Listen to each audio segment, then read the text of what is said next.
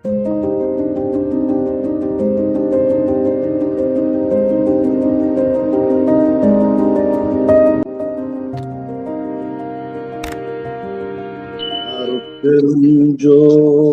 அருட்பெருஞ்சோதி தனி பெரும் கருணை அருட்பெருஞ்சோதி எல்லாம் செயல் கூடும் என்னானை அம்பலத்தே எல்லாம் எல்லாம் தனையே ஏத்து.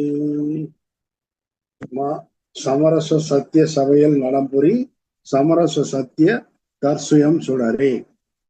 తర్సుయం సుడర అంటే స్వయంగా మరియు గొప్పదైన తనకు తానుగా వలసి ప్రకాశించుచున్నది అనేది అర్థం అన్నమాట. మనం స్వయంభూ అంటాము. ఏదైనా మూల స్థానంలో శివలింగం కానీ వేరే ఏదైనా చూసినామంటే అది స్వయంభులింగము అంటాము. అంటే తానే వచ్చినదే. కానీ అది ఆ రకంగా ప్రకాశించుచున్నది అనేది ఆ వెలుగుతో ఉండాలి. కానీ అది రాళ్లతో చేసింది కాబట్టి ఆ ప్రకాశం అనేది వీటికి ఉండదు. కానీ ఇక్కడ తర్స్వయం సుడర్ అంటాడు. స్వయంభుగా మరియు ప్రకాశవంతంగా వెలసి ఉన్నది ఆ అరుట్పెరుంజ్యోతి. అట్టి సచ్చిజ్యోతిగా ప్రకాశించున్నది కూడా ఆ అరుట్పెరుంజ్యోతినే.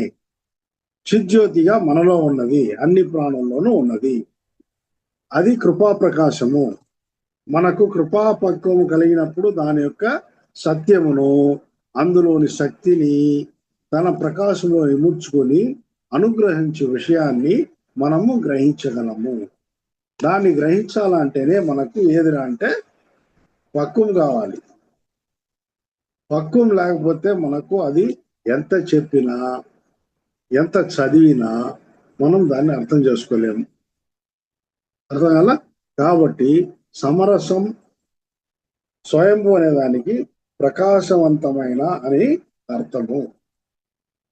సమరసం మరియు సత్యము అను ఈ రెండును కృపగాను ప్రకాశంగాను ఉన్నది. దీనిని కరుణ, శివము అని కూడా, అహింస, సత్యము అని కూడా అంటారన్నమాట. ఇంకా పలు రకముగా వర్ణించప్పుడు ప్రేమ, దయా, కరుణలతో మానవులు ఐకమత్యంతో ఉండుటకు ఈ మతములు అడ్డం వస్తున్నది. ఇక్కడే మనం లాస్ట్ వీక్ దీన్నే చెప్తూ ఉన్నాం అన్నమాట. లాస్ట్ వీక్ కూడా కంటిన్యూ చేసినప్పుడు మతాలు అడ్డు వస్తున్నది. ఎందుకంటే మతంలో మనకు ముఖ్యంగా భక్తి చేస్తున్నాము, దేవుడు అంటే ఒప్పుకుంటున్నాము, అన్ని ఉంది. కానీ ఎవరెవరి గర్వము వాళ్ళకు ఉన్నది. ఆ గర్వంలో మా దేవుడు గొప్ప, మా మతం గొప్ప. ఇది ఉన్నందువల్లనే మనకు అందరూ కూడా దేవుణ్ణి కనుగొనే దీంట్లోనే ఈ మతాల్లో కానీ అన్నిట్లో ప్రవేశిస్తారు. పూజల్లో, మతాల్లో ప్రవేశించేది ఎందుకు? దేవుణ్ణి కనుక్కోవాలా, దేవుడు అంటే ఏమి అని తెలుసుకోవాలి, ఆయన ఎలా క్రియ చేస్తాడు అని తెలుసుకోవాలనే దానికే మనమంతా ఏ మతంలో కానీ ఆ మతంలో చూపించిన విశేషాల పైన పూజలు ఇంకా ఏది పురస్కారాలు ఏదైనా ఉంటే పురస్కారాలు అవి చేస్తూ ఉంటాం. కానీ మనలో గర్వం, ఇదే కరెక్ట్ దారి, మిగతా దారులన్నీ చెడు దారులు, దాంట్లో కలిసే దారులు కాదు అట్లనే ఒక గర్వము మనలో ఉండేదాని వల్ల మనము ఒక మతం వాళ్ళని చూస్తే ఇంకొక మతం వాళ్ళకి నచ్చదు, గిట్టదు. కాబట్టి మనలో ఐకమత్యం నశిస్తుంది. ఐకమత్యం లేకపోతే దానివల్ల వాళ్ళ ప్లాన్ వేరే, మన ప్లాన్ వేరే, వాళ్ళ మార్గంలో మనం పయనించాం, మన మార్గంలో వాళ్ళు పయనించాం. కాబట్టి మతాల్ని తీసేసి అందరూ మానవులము అట్లనే ఒక దృక్పథానికి వచ్చామంటే మనం ఈజీగా దేవుణ్ణి కనుక్కోగలం. కాబట్టి వల్లలార్ గారు కూడా ఒక స్టేజ్లో మతాలని వదిలేయండి అంటారు. మొదట అది పూజకు అన్నిటికీ వాళ్ళ దారిని వాళ్ళకి చూపిస్తారు. తర్వాత అందులోనే మనకు సెల్ఫిష్నెస్, గర్వం చేత ఏర్పడి ఏమంటే ఇదే గొప్ప, ఇంకే దారి లేదు, అట్లనే ఒక దారికి వస్తాం కాబట్టి అవి వద్దు అంటాడు. కాబట్టి అది వచ్చి ముఖ్యంగా మనలో ఐకమత్యం అనే దాన్ని చేరుస్తూ ఉంటాడు. మత సాంప్రదాయాలు మరియు వేదాంత సిద్ధాంతములు మొదలగు 6 అంతముల ద్వారా కూడా సమరసమును పొందలేకపోతున్నాము. ఏమంటే ఎవరి సాంప్రదాయాలు వాళ్ళది గొప్ప. అది మాకు ఇట్లా చెప్పేసాడు మా మత పెద్ద, కాబట్టి ఈ రకంగానే మేము ఉండగలుగుతాము, నువ్వు చెప్పే రకంగా మేము ఉండము. అట్లనే ఆ మత సాంప్రదాయాల మీద ఉండే గుడ్డి నమ్మకం కూడా చాలా తప్పుకు దారి తీస్తుంది, ఐకమత్యాన్ని అది చెడగొడుతుంది. ఎన్నో సంఘాలు మెషినరీలు వలన కూడా సమరసము ఏర్పడలేదు. మన హృదయాల్లో కృపను పొందుటకు సంకల్పించినప్పుడు మాత్రమే సమరసమును మనం పొందగలుగుతాము. నువ్వు ఏ మతస్థుడైతే ఏమి, నాకేం దాంతో ప్రాబ్లం లేదు. నువ్వు మనిషి, నేను మనిషి, నీకు ఆకలవుతుంది, నాకు ఆకలవుతుంది, ఇద్దరు ఒకే రకంగానే పుట్టాము, ఆకలికి తింటున్నాము, నిద్రపోతున్నాము, ఇంకా జీవితంలో చేయాల్సిన పనులు చేస్తున్నాము, ఆఖరికి ఒక రోజు ఇద్దరు పోతున్నాము. అటువంటిప్పుడు నువ్వు వేరే, నేవేరే, నా సాంప్రదాయం పెద్దది, ఈ సాంప్రదాయం చిన్నది అనేది, లేదా అది చెడ్డది ఇది గొప్పది అనేది, ఇటువంటి అంతా ఈ రకంగా ఆలోచన కానీ మనకు కలిగిందంటే అప్పుడు ఐకమత్యం వస్తుంది. కృపని మనం దేవుడి కృపని పొందాలి, అట్లనే మనసులో ప్రతి మతస్థులు అనుకోవాలి. అంతేగాని నా మతమే గొప్ప అన్నట్టు అనుకోకూడదు. అప్పుడే అందరిలో వెలయు ఆ సత్య జ్యోతిని అందరూ కాంచగలము. మనలో ఇంత మాట్లాడతాము, నేను మాట్లాడుతున్నా ఇప్పుడు మీరు వింటున్నారు, అట్లాగే మీరు మాట్లాడతారు ఇంకో చోట వింటున్నారు, అట్లాగే మనం తింటున్నాము, నిద్రపోతున్నాము, లేస్తున్నాము, అన్ని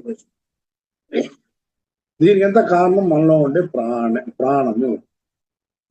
ఆ ప్రాణము ఏ మతానికి సంబంధించింది అంటే మనం చెప్పగలము? లేదు అన్నప్పుడు ఈ మతాలంతా మనం సృష్టించుకున్నది అనే ఇది మనకి ఎందుకు రానంటుంది. కాబట్టి ఈ విషయంగా మనము మొదట ఐక్యతను సాధించాలి. కృపని, దేవుడి కృపని మనం కనుక్కోవాలి. అట్లనే మనసులో మనకు ఇది రావాలి. అప్పటికి కానీ మనము ఏమరా అంటే ఒక మనిషిగా ఈ భూప్రపంచంలో బ్రతకలేము.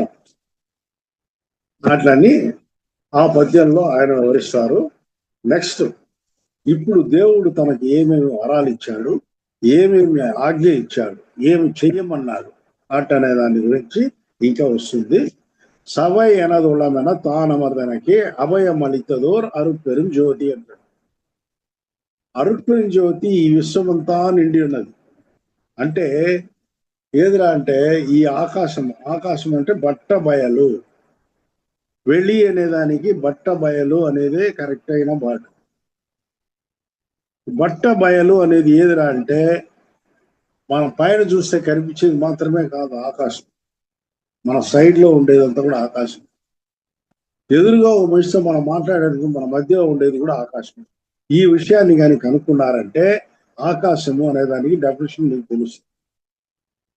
కాబట్టి అరుట్పరి జ్యోతి ఈ విశ్వమంతా నిండి ఉన్నది, కానీ బాహ్యమున ఎవరికి ఇంతవరకు సాక్షాత్కరించలేదు. నిండి ఉన్న ఆ శక్తి ఇట్లా ఉంటుంది అనేసి ఎవరికి తెలియదు. ఎవరెవరి ఊహల్లో వాళ్ళు డ్రాయింగ్ చేసుకున్నారు అంతే. అది నేను ఇట్లా ఉంటాను అనేసి ఎక్కడ కానీ ఆయన చూపించుకోలేదు. ఆ జ్యోతి ప్రతి జీవి యందు మిళితమై ప్రకాశించున్నది. ప్రతి జీవిలోనూ ఆ జ్యోతి ఉన్నది. ఆ ప్రకాశవంతుని తన హృదయంలో కాంచి పరవశం పొందిన మొదటి వ్యక్తి వల్లలారు గారే. ఆ పరమాకాశ స్వరూపుణ్ణి తన లోపల కాంచి సంతోషపడి నిండుగా ఆయన్ని పూర్తిగా తనలో ఇముడ్చుకున్న మనిషి ఎవర్రా అంటే వల్లలారు గారే. అట్లు చూసిన తర్వాత ఆయనకు అమరత్వం వసంగి ఆ అరుట్పరి జ్యోతి పలు సిద్ధులను కూడా ఇచ్చింది, పలు వరములను కుప్పి ఉన్నాడు. శివరహస్యము, బ్రహ్మ రహస్యము, పరమ రహస్యము మొదలగు వాటిని వివరించి మరణమును జయించు విధానమును ఆ విద్యను బోధించి పలు అమృతములు త్రాపించి ఉన్నారు. అవన్నీ అది ఆ లోపల ఆ పరమాకాశ స్వరూపుడైన ఆ దేవుడు ఆయనకు ఇవన్నీ చేసి ఉన్నాడు. ప్రణవనాథమును బోధించి శంగుల్నిచ్చి ఈ విశ్వమును ఏలుటకు కిరీట ధారణ చేసి ఉన్నారు. వాళ్ళు అమృతమును తాపించి ప్రణవనామమును బోధించి సెంగోల్ని ఇచ్చి ఈ విశ్వమును కిరీట ధారణ చేసి ఉన్నారు. తన చేతిలోని జ్యోతిని వள்ளలారు గారి చేతికి ఇచ్చి పంచకృత్యములు చేయుటకు కూడా ఆజ్ఞాపించి ఉన్నారు. ఆయన ఏమేమి ఇచ్చింది అట్లనేది మీకు మీరు తల్లి తండ్రి అనే చాప్టర్లో కానీ చూసున్నారంటే అంటే అది కానీ ఇప్పుడు గుర్తుకు వస్తే మీకు నోట్ చేశారో లేదో తెలియదు, కానీ దాంట్లో అన్నీ చెప్పున్నారు. తల్లిగా ఏం చేశాడు ఆయన? సన్మానులు బోధించి అమృతము తాగునట్లు చేసినారు. అలసి సొలసి ఉన్నప్పుడు తనకు తోడై ఆ అలసట తీర్చినది ఆ తల్లిగా ఆరుపరి జ్యోతి. అనుగ్రహ అమృతమును త్రాగునట్లు చేసినది. అన్ని సిద్ధుల జ్ఞానమును ఇచ్చినది. సత్తిని పాదం అని తన పాదములను నా తలపై మోపి జ్ఞానమును ఇచ్చినది. సాటి లేని దైవమును తనకు చూపించి అక్కడికి చేర్చినది. సాటి లేని దైవము ఎక్కడ ఉన్నాడు? సహస్రాలంలో 1000 రేకుల కమలంలో ఉండేది ఆ అరుట్పరి జ్యోతి చిత్ స్వరూపంగా ఉన్నాడు. అదే మన ప్రాణానికి ఆధారంగా నిలిచి ఉండేది ఆ సహస్రాలంలోని ఆ దేవుడే. సాటి లేని దేవుడు తనకు చూపించి ఈ రకంగా నన్ను ప్రాణంతో జ్ఞానముతో నింపి నన్ను మరణము జయింపచేసిన ఓ దేవుడు. అది తల్లిగా ఆమె సాటి లేని దైవాన్ని తనకు చూపించింది. మరణమును రూపుమాపింది. నా దేహము, నా ప్రాణము, నా జ్ఞానము అన్నిటికీ తరడిగా చేసినది. కోపము, నిద్ర, సోమరితనము, దుఃఖము, జంకు, భయము అన్నిటినీ పోగొట్టిందంట తల్లిగా ఆ అరుట్పరి జ్యోతి. దాన్నే తాయి అనే దీంట్లోనే వள்ளలార్ గారు బాగా చెప్తారనమాట. మీరు ఒకవేళ అది చదువుతాను, ఒకసారి చూసుకోండి.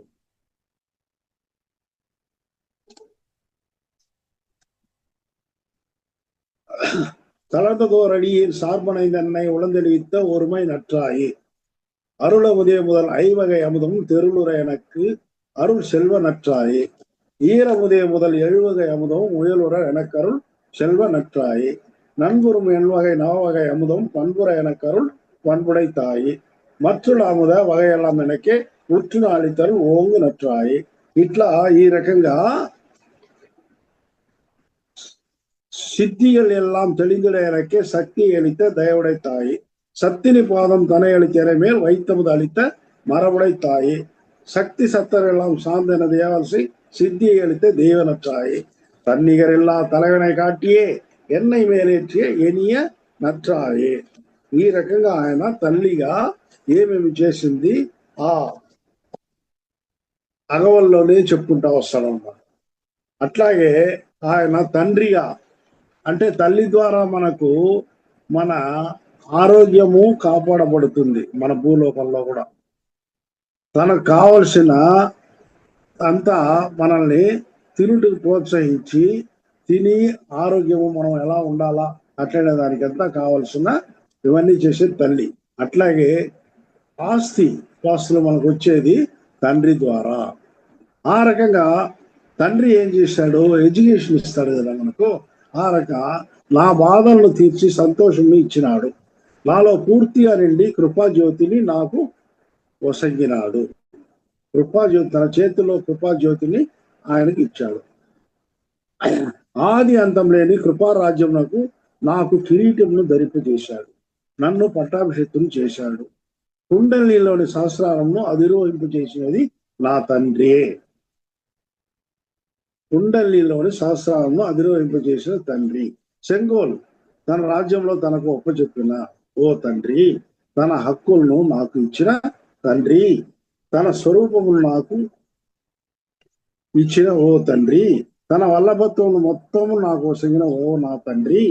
తన తత్వములు, తన చేతి అంతని కృపాజ్యోతి, తన శక్తి రూపమును అన్ని కూడా ఆయనే నాకు ఇచ్చాడు.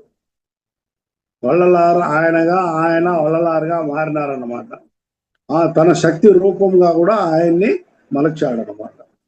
తన్ను తన శక్తి రూపంగాను మార్చిన ఇచ్చిన మరణ రాహిత్యమును ఏర్పరిచి ఇక మరు జన్మము లేక చేసిన ఓ నా తండ్రి అంటాడు. అది వచ్చేది అంటే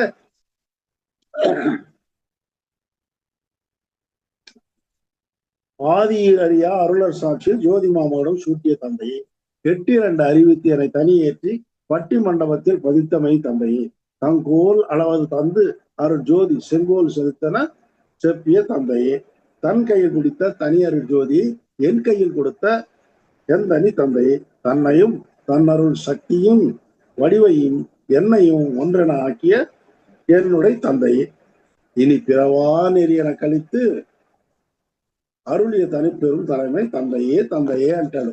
ఇవన్నీ ఆ రోజు మనం డిస్కస్ చేసాం కాబట్టి ఇప్పుడు పూర్తిగా చెప్పాను. ఇంకా దీన్ని మీరు ఒకవేళ నోట్ చేసుకుంటే ఒకసారి చూసుకోండి.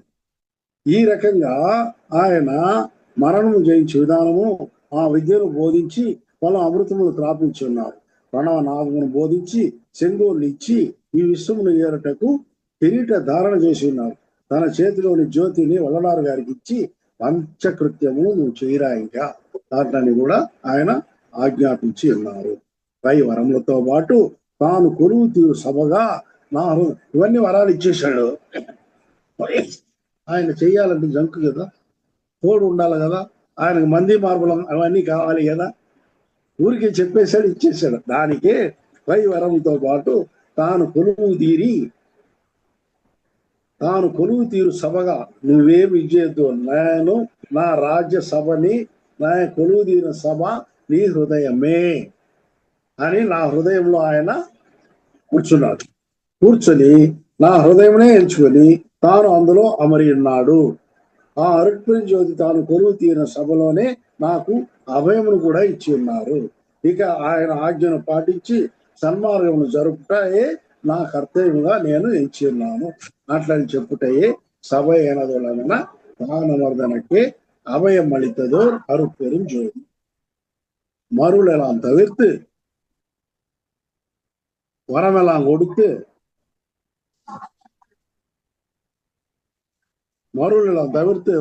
கொடுத்து అరుళము దొరికియ అరుట్పెరుం జ్యోతి.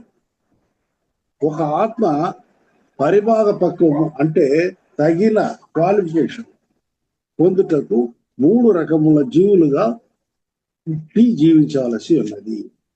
3 రకాలుగా మన యొక్క అది తరాతరము అంటారు చూడండి, అంటే వాళ్ళ యొక్క అంతస్తు వాళ్ళ యొక్క దీనికి తగినట్టు అటండి.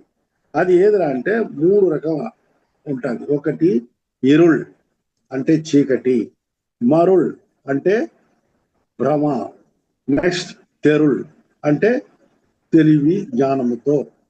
ఈ తెలివి జ్ఞానము తర్వాత వచ్చేదే మనకు అరుళ్ అంటే అనుగ్రహము, కృప. అంతవరకు ఇప్పుడు మనిషికి ఉన్న తెలివి జంతువులకు ఉండదు కదా. జంతు తెలివి నుండి నెక్స్ట్ ప్రమోషన్ మనిషి. ఆ రకంగా మనము కొద్ది కొద్దిగా ఆ పక్వానికి రావాలి. మనిషిగా పుడితే మొదట అందరికీ ఆ తెలివి రాదు. మనిషిగానే పలు జన్మలు తీసుకొని ఆ పక్వాన్ని మనం పొందాల్సి వస్తుంది. ఆత్మలు స్థావర జంగములు మొదలగు జంతువుల వరకు ఇంద్రియ జ్ఞానంతో మాత్రమే బ్రతుకుతూ ఉండాలి. ఏది స్థావర జంగములు అంటే మామూలుగా ఈ చిన్న చిన్న కసులు, ప్లాంట్స్, చెట్లు, చేమలు ఇవన్నీ అక్కడి నుండి అదే ఏక ప్రాణజీవి, 2 ప్రాణజీవులు, 3 ప్రాణజీవులు అంటారే ఆ రకంగా జంతువుల దాకా 5 ప్రాణజీవుల దాకా వాటికి ఎటువంటి మనస్సు కానీ తెలివి కానీ ఉండదు. వాటికి ఆకలి అవుతుంది, దానికి తినాలి, నిద్రపోతుంది, అంతవరకే వాటికి తెలుసు. మిగతా ఏమి తెలియదు. మనలాంటి మాన రక్షణకి గుడ్డలు ఏమి వేసుకోదు, ఇళ్ళు ఏమి కట్టుకోదు, ఏదో ఎక్కడ గుహ ఉంటే ఆ లోపల దూరేస్తుంది. కానీ జంతువులు కూడా వర్షానికి ఎండకి అవేమి ఇల్లు కట్టుకోదు. కాబట్టి ఇంద్రియ జ్ఞానంతో మాత్రమే బ్రతుకుతా ఉన్నాయి. వాటికి ఆకలి, నిద్ర తప్ప ఇతర జ్ఞానము లేవు. ఈ జీవులు చీకటి జీవితము గడుపుతుంది. దీనినే ఇరుள் జీవితము అంటే చీకటి జీవితము.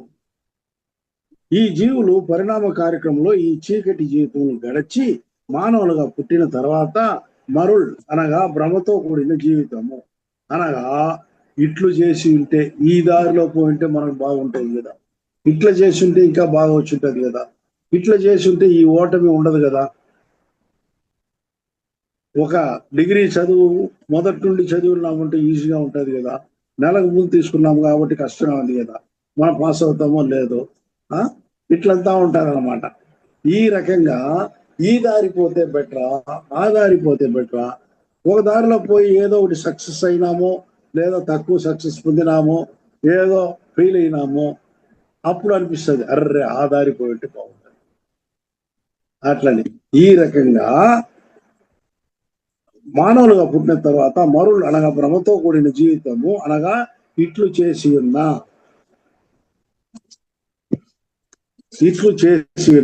ఆ పని ఇంకా బాగుగా ఉండదు కదా, పొరపాటుగా అట్లు చేసి ఉన్నామే అని ప్రతి సంఘటనలోనూ వాపోవుట. ఇట్టి భ్రమ కలిగిన జీవితమునే భ్రమ జీవితము అంటే మరుల్ అని అంటారు.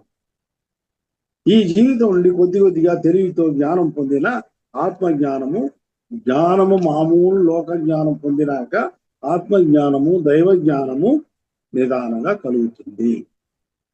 ఆ ఇట్టి దైవ జ్ఞానం పొందుటయే అనుగ్రహము అంటే అరుళ్. తెరుళ్ళు అంటే లోక జ్ఞానంతో పాటు ఈ జ్ఞానాన్ని దైవ జ్ఞానాన్ని పొందుట. దైవ జ్ఞానాన్ని పొందినాక మనకు వచ్చే ఇది రిజల్ట్ ఏదిరా అంటే అరుళ్, అరే అనుగ్రహము కృప. మనిషి అనబడు మనము జీవితమునకు మరియు అనుగ్రహమునకు మధ్యలో బ్రహ్మతో బ్రతుకుచున్నాం. మనం ఎక్కడ ఉన్నామంటే మరియు మరుళ్. ఇరుళ్ మరియు మరుళ్ అంటే చీకటి మరియు బ్రహ్మ జీవితంలోనే మనం గడుపుతున్నాం. ఇంకా తెలివి జ్ఞాన జీవితానికి ఫుల్గా పోలేదు. కాబట్టి ఈ బ్రహ్మ జీవితం మనం మూల జన్మల్లో అనుభవించి ఆఖరికి ఎప్పుడో ఒకప్పుడు అనుగ్రహ జీవితం ఆ దేవదేవుని చేరువకు వెళ్ళేదము. ఈ పద్యంలో వల్లలార్ గారు ఆ భగవంతుని దయ వలన తాను చీకటి బ్రహ్మ జీవితంను జయించి జ్ఞానము పొంది దైవానుగ్రహములకు పాత్రుడు కాగలిగినట్లు పలు వరములు కూడా పొంది ఆ దైవముచే పలు అమృతమును త్రాగి ఇంతటి గొప్ప అడై ఉన్నట్లు చెప్పుచున్నారు. మరులాం తవిర్తు పరమలాం కొడితే అరుళము దొరికియ అరుపోయించేది. అమృతము తాగించే పరిస్థితికి నేను వచ్చినాను అట్లని వల్లలార్ గారు ఈ పద్యంలో చెప్తారు. నెక్స్ట్, వాయినిన్ పేరరుள் వాయినిన్ பெரும் சீர் వాయి என்றளித்த అరుపెరుం జ్యోతి. అరుపెరుం జ్యోతి యొక్క అద్భుత అనుగ్రహంతో పలు వరములు పొంది తనతో ఆయన సంయోగం చెందినట్లు చేసుకున్న వల్లలార్ ధన్యవాదములు తెలుపుతూ ఆ దేవదేవుని అనుగ్రహమును గొప్పతనమును పొగుడుతూ ఈ పద్యమును మరియు ఇంకా కొన్ని పద్యములను ఈ అగవల్లో పొందుపరిచి ఉన్నారు. ఆ దేవదేవుని కృప మరియు అనుగ్రహము వర్ధిల్లాలి అని కూడా కోరుకుంటున్నారు. ఈ పద్యంలో ఇది వచ్చి థ్యాంక్స్ చెప్పే ఒక పద్యం. వల్లలార్ గారికి ఆ దేవుడు కానుకను కూడా ఇచ్చినట్లు ఈ పద్యంలో చెప్తున్నారు. అది ఏమన్నా ఆళి అని చెప్తున్నారు. దాని పేరు ఆళి. ఆళి అనగా 3 అర్థాలు ఉన్నాయి. ఒకటి ఉంగరము. మనం కూడా ఏమరా అంటే స్నేహానికి ప్రేమకు గుర్తుగా ఉంగరాన్ని ఒకరికొకరు తగిలించుకుంటాము, అట్లానే అనుకోవచ్చు. రెండవది ఏదిరా అంటే రెండవది చక్రము అనేసి అర్థం. చక్రము అంటే ఆ చక్ర ధర్మ సంస్థాపనకు ఆ చక్రమును నువ్వు ఇప్పుడు చక్రము నీకు ఇస్తున్నావు, ధర్మ చక్రము అది. ఆ ధర్మ చక్రం ప్రకారం నువ్వు సన్మార్గమును బోధించి ఈ ప్రపంచాన్ని ఆ ధర్మ చక్రం ప్రకారం నువ్వు అంటే నువ్వు పరిపాలించాలి అట్లనే దానికి అది ఒక ఇది. మూడవది సముద్రము. అంటే ఈ సముద్రము భౌరవ సాగరంను ప్రజల్ని దాటించి అన్ని జీవులను దాటించి మంచి భవసాగరం దాటించి ఆనంద సాగరంలో వాళ్ళు మూయేట్లు చెయ్యి అట్లనే దానికి కూడా దీన్ని సంకేతంగా మనం తీసుకునవచ్చును. ఓ దేవదేవా నన్ను ఈ రకంగా ఈ విశ్వాసంతో నాకు ఈ పని అప్పగించిన ఓ దేవదేవుడా చాలా చాలా ధన్యవాదములు అని అంటున్నారు. నెక్స్ట్, ఎన్నయం పొరులెన ఎండి ఎన్ உள்ளத்தில் అన్నయం అప్పణమాగి వీటిరింది. ఈ ద్విపద పద్యం మొదలు 7 పద్యముల వరకు తను ఇంతటి వాణ్ణి చేసిన ఆ దేవదేవుడు అరుట్పరి జ్యోతిని పొగుడుతూ ఏ రకంగా తన్ను తీర్చిదిద్దిన విషయమును వల్లలాల్ గారు వివరిస్తున్నారు. ఇక్కడ నుండి 14 లైన్లు ఆయన వివరణ ఇస్తున్నాడు, ఏ రకంగా తన్ను ఆయన తీర్చిదిద్దినారు.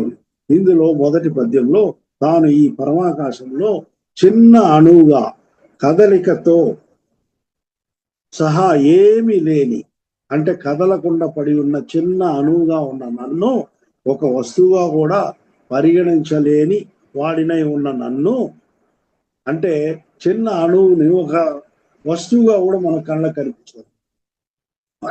అణువు అంటే ఎంత చిన్నది, ఆ చిన్నది మనకు కళ్ళకు కూడా కనిపించదు.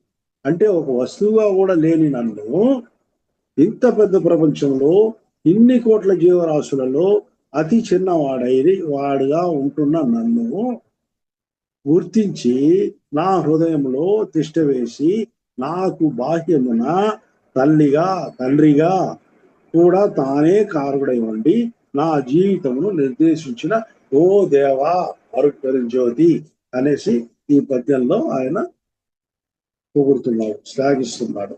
నెక్స్ట్, உலகியல் சிறிதும் உளம்பிடியாவகை అలగిల్ పేరరులాల్ అరివది విளக்கி అంటాడు.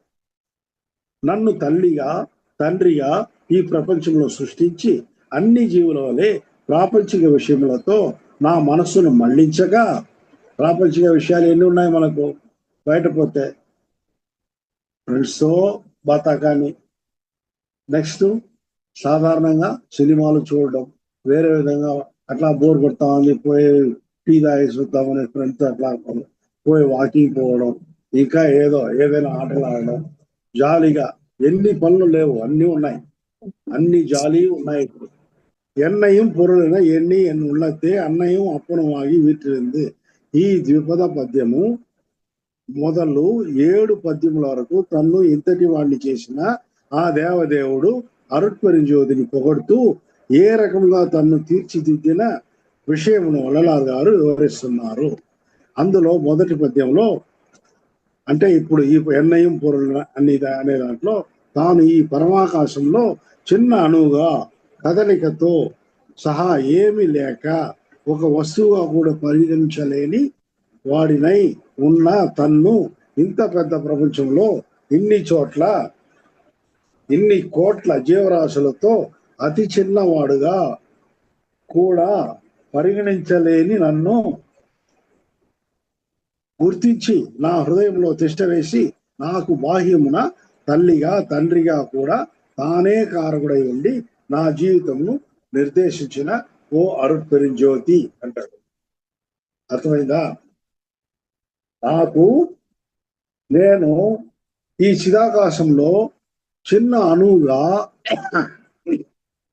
ఎట్టి కదలిక లేని ఒక అణువుగా ఉన్న నన్ను గుర్తించి నాలోను నీ ఏకదేశంగా ప్రవేశించి నన్ను ఒక జీవిగా గుర్తించి ఈ ప్రపంచంలో నన్ను ఇంతటి వాడిగా జ్ఞానవంతుడుగా నన్ను పర్మనెంట్ గా చేసిన ఓ దేవదేవా నాకు నీవే నిజమైన తల్లి తండ్రి అంటాడు. ఓకే ఓకే అంటే సైలెంట్ గా ఉన్నారు. ఓకేకి ఓకే అని చెప్పలే. உலகியல் சிறிதும் உளம்பிడియావగై అలగిల్ పేరరులాల్ అరివది విళకి. ప్రపంచంలో ఏమరా అంటే ఎన్నో విలాసవంతమైన జీవితం ఉంది. విలాసవంతంగా ఉండాలంటే వల్లలార్ గారికి ఆయనకు దేవుడు ఆ జన్మలో ఇచ్చిన జ్ఞానంతో ఆయన ఎంతో పెద్ద అన్ని ఆయన విలాసంగా బతికుండవచ్చు. కానీ ఆ విలాసానికంతా కూడా కోట్ల కొలది గొప్ప విలాసంగా ఉండేదానికి ఆయన ఆ పట్టుబట్టాడు, ఆ టార్గెట్ని ఎంచుకున్నాడు. మొదట మరణం లేని జీవితము, మరణాన్ని జయించాలి. ఆ తర్వాత ఈ ప్రపంచాన్ని మొత్తం ఎక్కడ ఉండేదాన్ని ఆడ చుట్టి రావాలా. ఎటువంటి సంతోషాన్నైనా తాను అనుకున్నదే సాధించుకునే పరిస్థితుల్లో మనము అంత కేపబుల్ పర్సన్ గా ఎదగాలి అట్లనేదంతా ఆయన మనసులో పెట్టుకొని దేవుణ్ణి ఆయన ప్రార్థిస్తూ అటువంటి లైఫ్ నాకు కావాలి అట్లనే ఆ దీక్షతో ఆయన ఉన్నాడనమాట. దానికి తగినట్టుగానే ఆయన దేవుడు ఆయనకు అన్ని ఇచ్చినాడు. క్రియేటివ్ కెపాసిటీనే ఇచ్చాడు. నన్ను తల్లిగా తండ్రిగా ఈ ప్రపంచంలో సృష్టించి అన్ని జీవుల వలె ప్రాపంచిక విషయంలో నా మనసును మళ్లించక ఆ ఇంద్రియ సుఖముల జోలికి నన్ను నా మనసును పోనివ్వక చిన్న వయసులోనే నన్ను నీ కరుణాసాగరంలో ముంచి నీ కృపను నాకు వసంగినావు. ఓ దేవుడా, నేను పోయి ఉంటే ఎన్ని ఇదే బయట పోయి ఉంటే ఫ్రెండ్స్తో చిట్ చాట్, ఇంకా గర్ల్ ఫ్రెండ్ బాయ్ ఫ్రెండ్స్తో ఎన్నో ఇది సినిమాలు ఇంకా ఎన్నో ఉన్నాయి కదా మన దేశంలో. అట్లా తిరిగి వచ్చేది. ఈ రకంగా ఇట్లాంటి దానికి నన్ను నా మనసును పోనివ్వక నీ కరుణాసాగరంలో ముంచి నీ కృపను నాకు వసంగినావు. నాకు నీ యొక్క నిన్ను గురించిన జ్ఞానము కొద్ది కొద్దిగా నాలో ఇముడునట్లు చేసినావు. కొద్ది కొద్దిగా చేస్తేనే అది ఇముడుతుంది. ఒకేసారి పిల్లోళ్ళకి మనం ఏమనంటే మనమే కూడా పెద్ద ఉన్నటువంటి జిడ్డు కృష్ణమూర్తి యొక్క పెద్ద పెద్ద ఇదంతా మనం కూర్చొని చదివినా ఉంటే చదవలేము. ఫిలాసఫికల్ బుక్స్ అయినా కూడా మనం చదవలేము. కాబట్టి మన జ్ఞానాన్ని కొద్ది కొద్దిగా ఇవ్వాలి. ఆ రకంగా నాకు కూడా జ్ఞానాన్ని కొద్ది కొద్దిగా ఇచ్చినావు. కావున నేను నీ యొక్క నిజమును సత్యమును తెలుసుకొనగలిగితిని.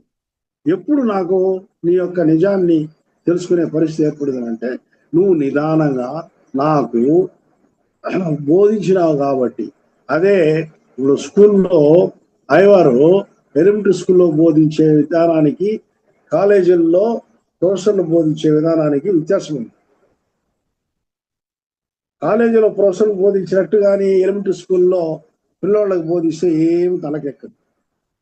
ఆ రకంగా నాకు నువ్వు కొద్ది కొద్దిగా నీ జ్ఞానాన్ని నా అనుభవంతో కూడినట్లు చేసి నాకు బోధించినావు కాబట్టి నేను నీ యొక్క జ్ఞానాన్ని పరిపూర్ణంగా నేను పొందగలిగినాను. నీ యొక్క నిజమును సత్యమును తెలుసుకొనగలిగితేని దాని ఫలితముగా ఇంద్రియ చేష్టలకు లోబడక కరణము యొక్క ఆలోచనలకు తలవంచక నీ యొక్క జ్ఞాన మార్గంలో నా పయనమును సాగించితిని. నా యొక్క పయనం ఎట్లా ఉండిందంటే ఇంద్రియ ఇచ్చలకు లోబడల, కరణము చూపించిన అంటే మనస్సు చూపించిన దారికి పోలేదు. కాబట్టి వాటి కింద తలవంచక నీ యొక్క జ్ఞాన మార్గంలో నా పయనమును కొనసాగించితిని. అది కూడా నీ దయా విశేషం వల్లనే నీ వైపు నా మొగ్గు చూపించింది. నీ అనుగ్రహము అనేది నా పైన పడింది కాబట్టి నేను నా మనసును జయించగలిగినాను, నా ఇంద్రియములను జయించగలిగినాను. అది నీ యొక్క కృప అనేది నాకు లేకపోతే అది జరిగి ఉండదు. కాబట్టి కావున నా మనసులో నీ వైపు దృఢత్వమును కలిగించుకుంటుంది. నువ్వు చెప్పినట్టే నేను చెయ్యాలి అట్లనే దృఢ సంకల్పాన్ని నేను నా మనసులో ఏర్పరచుకున్న దానికి తగినట్టు నీ యొక్క అనుగ్రహం కూడా నేను సాధించగలిగినాను. నీ దయ వలన తగు జ్ఞానము తెలివి పొందగలిగితే అంటారు. నెక్స్ట్, சிறுநெறி செல்ல திறனளித்து அழியாது உருநெறி உணர்ச்சி தந்து ஒளியுற புரிந்தே. ఓ అరుట్పేరు జ్యోతి, నీ కృప వలన నేను జ్ఞానం పొంది ఈ ప్రపంచంలో జీవించటకు కావలసిన ప్రాపంచిక విషయములను తెలియపరచితిని.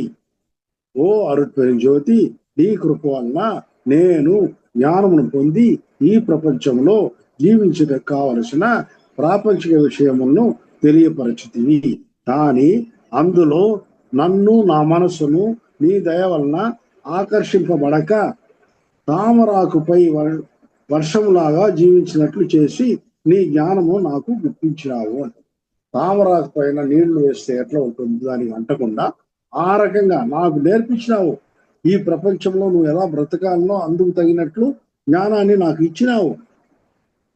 ఇంద్రియముల మీద, కరణం మీద కొద్దిగా ఆ దారిలో నడిచేటట్టు, అంటే భోజనం చేయాలా, నిద్రపోవాలా, ఇటువంటివి ఉన్నాయి కదా, ఇటువంటివంతా ఏం చేయాలా, అది ఆ భోజనాన్ని ఎలా సంపాదించుకోవాలా, అట్లనే దానిపైన కొంత జ్ఞానాన్ని నువ్వు ఇచ్చినావు.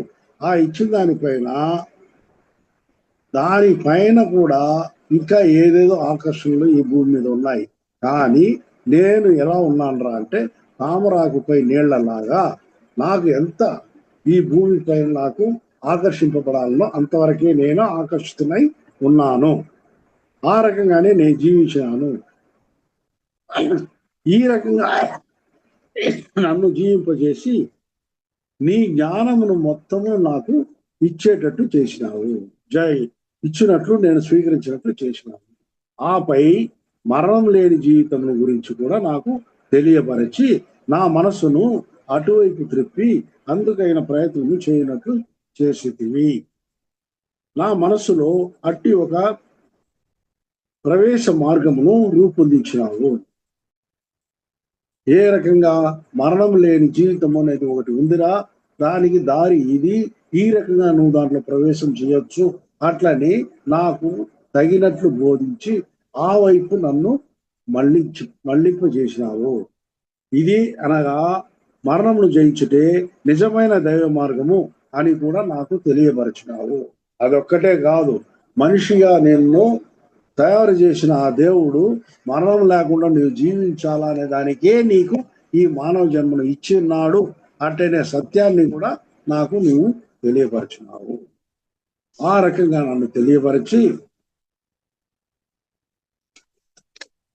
సాగా కల్విயின் తరమెలా ఉణర్తి సాగా వరతైన తండ్రి మేన్మేலும். ఓ దేవా, నీవు నాకు ఇచ్చిన జ్ఞానంతో ఎవరికీ తెలియని మరణరాహిత్య విద్యను ఇట్టిది అని దాని సువిశేషమును నాకు తెలియపరిచినావు. మనకు తెలియదు మరణం లేని జీవితము వచ్చాక ఎటువంటి సౌఖ్యములు, ఎటువంటి సుఖములు, ఎట్లా ఏ రకంగా ఉంటుంది అని మనకు తెలియదు.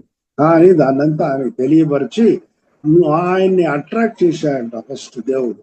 మరణం లేని మార్గంలోకి నువ్వు వెళ్ళురా, నీకు దీనివల్ల ఇవన్నీ ఈ సుఖ ప్రాప్యత కలుగుతుంది నీకు, అట్లని ఆయనకు దాంట్లో ఉండే సౌఖ్యాన్ని, సుఖాన్ని అంతా తెలియపరిచి, ఇప్పుడు మనం ఉన్నాము, మనకు తెలియదు ఏమి, మనకు ఇప్పుడు వచ్చి అన్ని ఇంద్రియ సుఖములతో మనం హాయిగా ఉన్నట్టు మనకు కూడా కష్టాలు ఉన్నాయి. కానీ ఆయన మరణ రాహిత్యంలో ఆయన చెప్పిన విద్యలో కష్టం అనేది లేదు, కానీ సుఖం అనేది ఎంతవరకు ఉన్నది మనకు తెలియదు. ఇప్పుడు సపోజ్ స్వీట్ తినాలా, ఎంతసేపు దాన్ని వదిలి చెప్పినా తెలియదు, తింటే కానీ తెలుస్తుంది. ఆ రకంగా మనకు దాంట్లో ఉండే సుఖం ఏమనేది తెలియదు. స్వీట్ గురించిన లెక్చర్ ఎట్లా ఉంటుందో ఆ రకంగా ఆయన ఆ సుఖ విషయం గురించి వల్లలాగా మాత్రమే బోధించాడు, కానీ మనకు అది తెలియదు కాబట్టి దాని మీద మనకు ఇంకా అట్రాక్షన్ రాలేదు. లేకపోతే మరణం లేని జీవితాన్ని గురించి అందరూ దీనికి వెళ్ళిపోవచ్చు, కానీ చాలా మంది దాని మీద ఇంట్రెస్ట్ పెద్దగా చూపించడం లేదు. కారణం ఏమంటే దాని సుఖం మనకు తెలియదు, దాని సంతోషం ఏమీ మనకు తెలియదు, అనుభవించినప్పుడే తెలుస్తుంది అంటాడు. ఆ సుఖాన్ని ఈ రకమైన సుఖం రా నీకు ఉంటుంది అట్లని వள்ளలారు గారికి అది ముందు చెప్పి ఆ తర్వాత ఆయన్ని ఆ వైపుకి మళ్లించినట్లు ఇక్కడ వల్లలారు గారు చెప్తున్నారు. మరణరాహిత్య విద్యను ఇట్టిది అని దాని సువిశేషములను నాకు తెలియపరిచితివి. ఆర్యులు అనుకున్నట్లు, మీరు ఆర్యులు అంటే ఇక్కడ బాగా చూడండి, ఆర్యులు అనేది ఏమరా అంటే మనకు పూజా విధానాలంతా కల్పించిన వాళ్ళు అనమాట. ఈ విధంగా ఆర్యులు అనుకున్నట్లు ఈ దేహమును వీడి ప్రాణము ఆత్మ బయటకు వెళ్ళి పొందినది మోక్షము అను అభిప్రాయమును తప్పు అని నాకు బోధించి తెలియపరచుతుంది. మనం ఏమి చిన్నప్పటి నుండి కూడా ఏమి పునరపి జననం పునరపి మరణం, ఇది బాగా గట్టిగా బోధింపబడుతుంది మనం. ఇది తప్పురా అనేసి మొట్టమొదట దేవుడు వల్లలారు గారికి బోధించాడంట. అటువంటిది లేదు, పునరపి జననం పునరపి మరణం, మరణం ఉంటే జననం ఉంటుంది, కానీ మరణం లేని జీవితం ఒకటి ఉంది.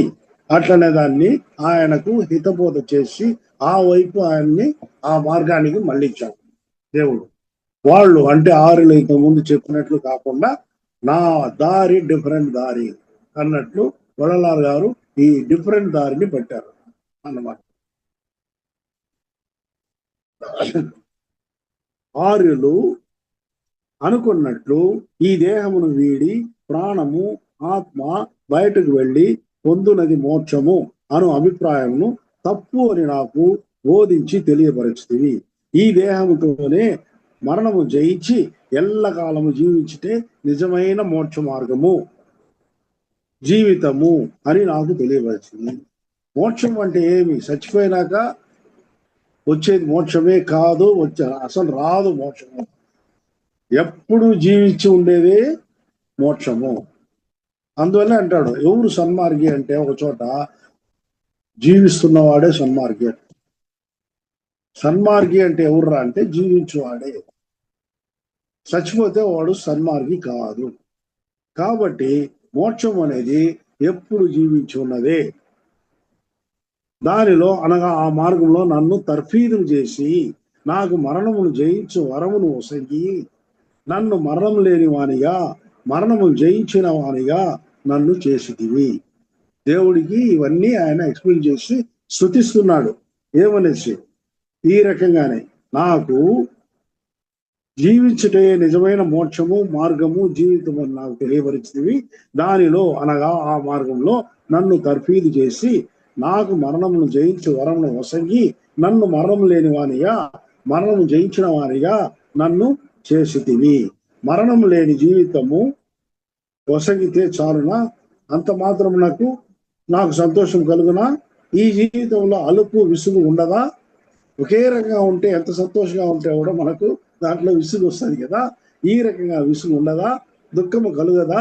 అట్టి జీవితం ఉన్నప్పుడు ఆ జీవితంపై మనకు జుగుప్స కలుగదా? కావున ఇవన్నీ లేని సంతోష జీవితం గడుపుటకు నాకు ఇంకా ఇంకా వరల్ని నేను అడగక ముందే ఇచ్చినావు. ఆన్సర్ కూడా ఆయన ఇచ్చేసాడు. క్వశ్చన్ వేసుకున్నాడు, ఆన్సర్ కూడా ఆయన ఇచ్చేసాడు. నేను మరణం లేని జీవితంలో వసగితే చాలా, అంత మాత్రం నాకు సంతోషం కలుగుతుందా? ఈ జీవితంలో అలుపు విసుగు ఉండదా? దుఃఖము కలుగదా? అట్టి జీవితం ఉన్నప్పుడు ఆ జీవితంపై మనకు జుగుప్స కలగదా? కావున ఇవన్నీ లేని సంతోష జీవితం గడుపుటకు నాకు ఇంకా ఇంకా వరమును కూడా ఇచ్చి నన్ను నా క్వశ్చన్కి అంతా ఆన్సర్ ఇచ్చి నన్ను ఈ రకంగా అంతా నువ్వు తయారు చేసి ఉన్నావు. ఓ దేవుడా, నీకు నా యొక్క స్తుతులు అంటాడు. ఈ రకంగా ఈ పద్యంలో ఆయన చెప్తూ దాని కంటిన్యూషన్ నెక్స్ట్ అన్వయం విளைவித்து అరుட்பேரொழியால் ఇన్వయం நிறைவேற்று ఎన్నయం నిర్ణయం అంటాడు. అంటే ఈ రకంగా విసుగు కలుగుతుంది, ఈ రకంగా జీవించేది ఎలా అట్లనంతా ఇవంతా మనం అనుకుంటూ ఉంటే పై పద్యంలో చెప్పినట్లు అలుపు విసుగు దుఃఖము కలుగకుండా నాకు ఎల్లప్పుడూ జీవులపై ప్రేమ నాలో రగిల్చి సంతోషం నింపుతున్నావు. ప్రేమ అనేదాన్ని నాకు ఫుల్గా గుప్పించినావు. ఆ ప్రేమ అనేది ఎంత తీసి ఎంతమందికి నేను పంచినా అది పెళ్ళుబుగుతూనే ఉంది. పెద్ద పెద్ద సెలయేరు బారినట్టు పారుతూనే ఉన్నది. ఆ ప్రేమలో సంతోషమును జ్ఞానమును ఇచ్చుచున్నావు. నేను ఎంత ప్రేమ పంచితే అంత సంతోషాన్ని జ్ఞానాన్ని నాకు కలిగేటట్టు చేసి ఉన్నావు. నీవు నేను అను భేదం లేక నాలో ఎప్పటికీ విడిపోక కలిసి ఉన్నావు. అంటే ఇక్కడ ఎవరంటే సంయోగము సాధారణంగా పెళ్ళైన వాళ్ళకంతా తెలుస్తుంది. ఒక ఆడ మగ కలిసినప్పుడు ఆ సంయోగంలో వాళ్ళకు ఉండే సంతృప్తి, వాళ్ళకి సంతోషం ఎలా ఉంటుందో దేవుడితో సంయోగం చేసినప్పుడు ఎలా ఉంటుంది.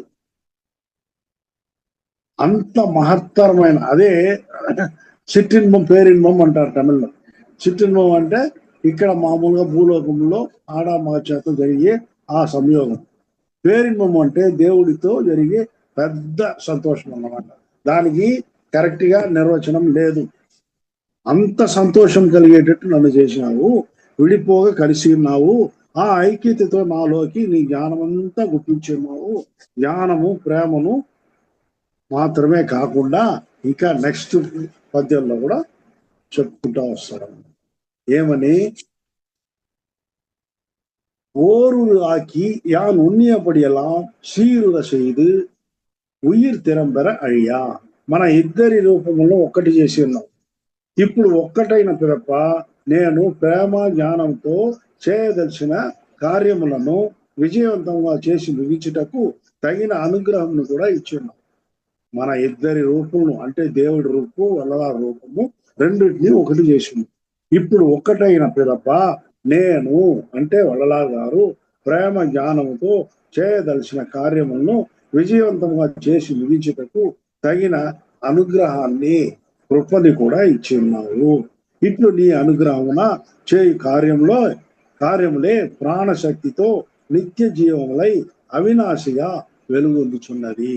ఈ రకంగా నీవు నీ అనుగ్రహమున చేయు కార్యములే ప్రాణశక్తితో అంటే ఎప్పటికీ ఈ ప్రపంచంలో వ్యాపించి నిలబడి ఉన్నది.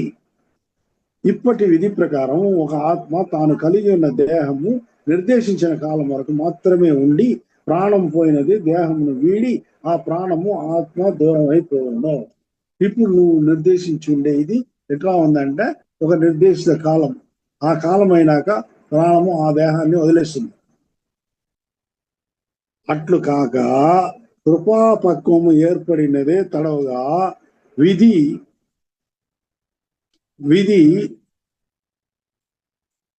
దూరం అయిపోతుంది. ఇప్పుడు ఏమవుతుంది? కృపా మార్గానికి మనం కానీ బయలుదేరిన అంటే స్టార్ట్ అయిపోయింది అనుకోండి, విధి మనల్ని ఏం చేయలేదు, విధి దూరం అయిపోతుంది. విధి వచ్చి నథింగ్, మన దగ్గర కూడా రాదు. విధి అంటే తలరాత రాదు, ఆయుష్ నిలకడై ఉంటుంది.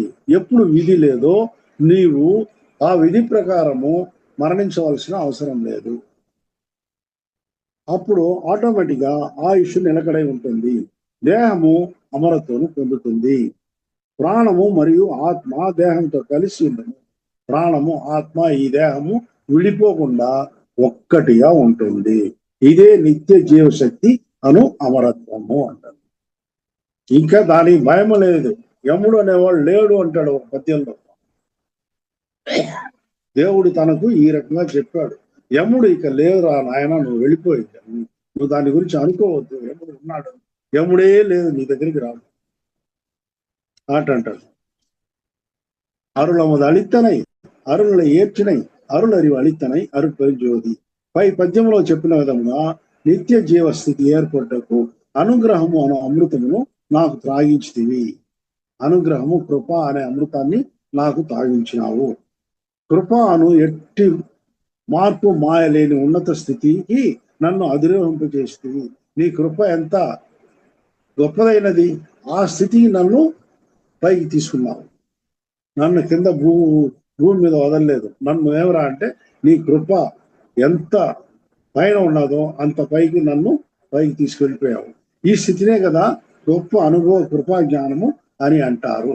ఆయన తీసుకువెళ్ళిపోయినాడంటే ఇక్కడ నుండి ఆయన వెళ్ళిపోయినట్టు కాదు, ఇక్కడ నుండి అంత దూరం ఆయన వల్లలారు గారిని ఇక్కడ ఉండే అంత దూరం ఎగిసేటట్టు చేశాడు. అంటే ఆయన అక్కడ ఉంటాడు, ఇక్కడ ఉంటాడు, అన్ని చోట్ల ఉంటాడు వల్లలారు గారు. దేవుడు ఎక్కడెక్కడ ఉన్నాడో, దేవుని కృప ఎక్కడెక్కడ ఉన్నదో అక్కడంతా వల్లలారు గారు ఉంటారు. ఆయన్ని అదే తందై అనే దీంట్లోనే చెప్తాడు. తంగోల్ అంటే సెంగోల్ అనేది ఏమిరా అంటే ఏ ప్రదేశము వాళ్ళ ఏలుబడిలో ఉంటుందో అంతవరకు దానికి తగిన అదేదో కొలత ఉంది. రాజుల చేతిలో ఉంటుంది చూడండి, సినిమాల్లో ఆడాయన. అది వచ్చి ఈయన అడుగుతాడు ఆ టైంలో, తండ్రి నన్ను నాకు చేతికి సెంగోలు ఇచ్చావు, ఈ చూస్తా ఉంటే ఈ బ్రహ్మాండం అంతా పొడుగు ఎంత వెడల్పు ఎంత తెలియని పరిస్థితిలో ఉంది, ఈ సెంగోలు ఏమవుతుంది నాకు, దాన్నంతా అది రిప్రజెంట్ చేయాలి కదా, కానీ అది అట్లా లేదే, నేనేం చేయాలా అటంటే ఆయన్నే ఈ టోటల్గా విశ్వము ఎంతవరకు ప్రాకి ఉన్నదో అంత హైటు అంత వెడల్పు ఆయన్ని రూపు మార్చి చూపిస్తాడంట దేవుడు. దాంట్లో ఆ మాటకే ఆయన ఆడ వచ్చి అది ఏమంటుందంటే ఆ దీంట్లో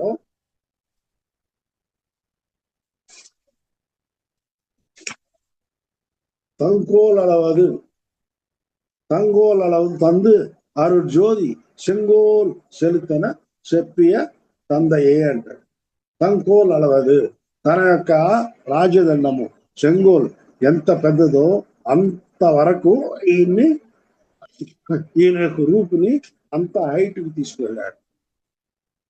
అంటే తీసుకెళ్ళాడంటే ఈయన్ని చేతిలో బట్టి బిడ్డను తీసుకున్నట్టు తీసుకునే ఇక్కడ నుండి ఈయన హైట్ అంత దూరం పెరిగినట్లు లెక్క. పై పద్యంలో చెప్పిన విధంగా నిత్య జీవస్థితి ఏర్పడటకు అనుగ్రహము ఇక్కడ ఆయుష్ నిలకడై ఉండి దేహము అమరత్వం పొందును, ప్రాణము మరియు ఆత్మ దేహంతో కలిసి ఇదే నిత్య జీవశక్తి అమరత్వము. నెక్స్ట్ పద్యం. அருளமுது అళిత్తనై అరుళலை ఏற்றுనై అరుள் அறிவு అళిత్తనై అరుட்பெரும் జ్యోతి అంటారు. పై పద్యంలో చెప్పిన విధంగా నిత్య జీవస్థితి ఏర్పట్టకు అనుగ్రహము అమృతము నాకు త్రాగించితివి. కృప ఎట్టి మార్పు మాయా లేని ఉన్నత స్థితికి నన్ను అధిరోంప చేసితివి. మన పురాణాల్లో అవి చదివాలంటే తెలుస్తుంది. వరములు ఇచ్చేటప్పుడు ఏమనంటే దాంట్లో ఏదో ఒక చిన్న దొంగ తిరుగుడు పెట్టి ఉంటారు. అంటే ఏమి, రావణుడికి వరం ఇచ్చేటప్పుడు అన్నిట్లోనూ ఎవరు కూడా నిన్ను చంపలేరు అంటే రావణుడు ఏమనుకున్నాడు, మనిషి చేత మనం చాలా బలవంతులము, ఏ మనిషి మనల్ని ఏం చేయలేడు అంటే అనుకున్నాడు. కాబట్టి దేవుడు రామావతారంతో మనిషిగా వచ్చి ఆయన్ని చంపినట్లు మన పురాణాలు అంటారు. ఈ రకంగా ఏదో ఒక చిన్న ఇది పెట్టి ఇచ్చే వరములు మాయాపూరిత వరములు. ఇవి ఈ మాయా లోకములో జరిగే కథలు, జరిగే ఇవి ఇన్సిడెంట్స్. కానీ నాకు దేవుడుగా నువ్వు ఇచ్చిన ఇది ఇటువంటి మాయామోహితం కానీ నిజమైన సత్యమైన వరమును అంటాడు. కృపాను ఎట్టి మార్పు మాయా లేని ఉన్నత స్థితికి నన్ను అధిరోహింప చేసితివి. ఈ స్థితినే కదా గొప్ప అనుభవ కృపా జ్ఞానము అని కూడా అంటారు. ఇది సాధారణ జ్ఞానంతో పొందలేనిదై హృదయాంతరాల జ్ఞాన అనుగ్రహంతో పొందకూడినై ఉన్నది. సాధారణంగా అదే మనస్సు చేత చేసే మాయతో పొందే కృప వేరే, హృదయాంతరాళంతో భక్తి నిండి పొందే కృప వేరే. అందువల్లే వల్లలార్ గారు 4 డైమెన్షన్లో చెప్తారన్నమాట భక్తి అనేదాన్ని. మనకు మన గుళ్ళు, గోపురాలు, ఇంకా పూజలు, అన్ని యజ్ఞ యాగాదులు అవి ఇవి అన్నీ కూడా మొదటి 2 డైమెన్షన్లోనివే. కాబట్టి అది విధి నిర్దేశించిన వైపుగానే ఉంటుంది, కానీ విధిని అవి జయించలేకుండా ఉన్నాయి. మనం కూడా గుడికి పోయి వస్తాము, మనం ఎన్నో కోరుకుంటాము, విధి మాయమైపోయి మనం కోరుకున్నది అన్ని జరుగుతుందా? జరగవు. కొన్ని జరుగుతాయి, కొన్ని జరగవు. కారణం ఏమంటే ది డైమెన్షన్స్ ఆఫ్ ది పూజా విధానము. 2 పూజా విధానం అంటే ఇంద్రియ కరణ పూజా విధానంలో తప్ప పైన జీవ ఆత్మ పూజా విధానాలు మనం చేయడం లేదు. ఈ ప్రపంచంలో ఏ మతంలో కూడా అవి చేయడం లేదు. ఆ నిజాన్ని కనిపెట్టిన ఆయన వల్లలార్ గారు ఒక్కరే. కాబట్టి మన భక్తి ఎలా ఉండాలంటే 4 డైమెన్షన్లో ఉండాలి. అది ఏమనంటే జీవంతో ఆత్మతో మన ప్రార్థనలు ఉండాలి. హృదయాంతరాళంలో భక్తితో నిండి ఉండాలి. ఊరిగా ఏదో మనం తట్టెత్తుకుపోయి పూజ దగ్గర ఇచ్చి 10 రూపాయలు ఆడ పారేస్తే ఆయన ఏదో 4 శ్లోకాలు చెప్పి పూజ అయిపోయి చెప్పేసి అనుకో అంటే అది కుదరదు. ఆ భక్తి కాదు. అట్లా యజ్ఞాలు చేసేది కూడా భక్తి కాదు. అట్లాగే అభిషేకం చేసేది పెద్ద భక్తి కాదు. నీ మనస్సు కరిగేటట్టు ప్రార్థించాలి. ఆ మనస్సు కరిగినప్పుడే నీ యొక్క ఆత్మ కరుగుతుంది. ఆత్మకు టచ్ కావాలి ఏరియా. కాబట్టి ఆ మాయ లేని ఉన్నత స్థితికి నన్ను అధిరోహింపచేసింది. ఈ స్థితినే కదా గొప్ప అనుభవ కృపా జ్ఞానము అని అంటారు. ఇది సాధారణ జ్ఞానంతో పొందలేనిదై హృదయాంతరాల జ్ఞాన అనుగ్రహంతో పొందగూడినదై ఉన్నది కదా. ఇట్టి అనుగ్రహ జ్ఞానంతో పొందిన దాని ప్రకారమే కదా మన జీవితంలో మనము అనుసరించగలము అంటాం. ఇట్లాంటి అనుభవ జ్ఞానం అంటే హృదయాంతరాళం ద్వారా దాని ద్వారా మనము అడిగి పొందగలిగిన స్థితే మనకు మన యొక్క విధిని మార్చగలుగుతుంది. ఆ రకమైన వరాన్నే మనము పొందాలి. అట్లా పొందేదానికి దానికి తగిన మార్గము అదొక్కటే ఏదిరా అంటే జీవకారుణ్య మార్గము అంటారు స్వామి. కాబట్టి ఈ రకంగా తాను పొందిన కృప అనుభవములను వరమును ఒకదాని తర్వాత ఒక్కొక్కటిగా చెబుతూ వీటిని తనకు కటాక్షించిన ఆ అరుట్పురి జ్యోతి స్థుతిస్తూ ఈ 7 ద్విపదలను వల్లలారు గారు రచించి ఉన్నారు.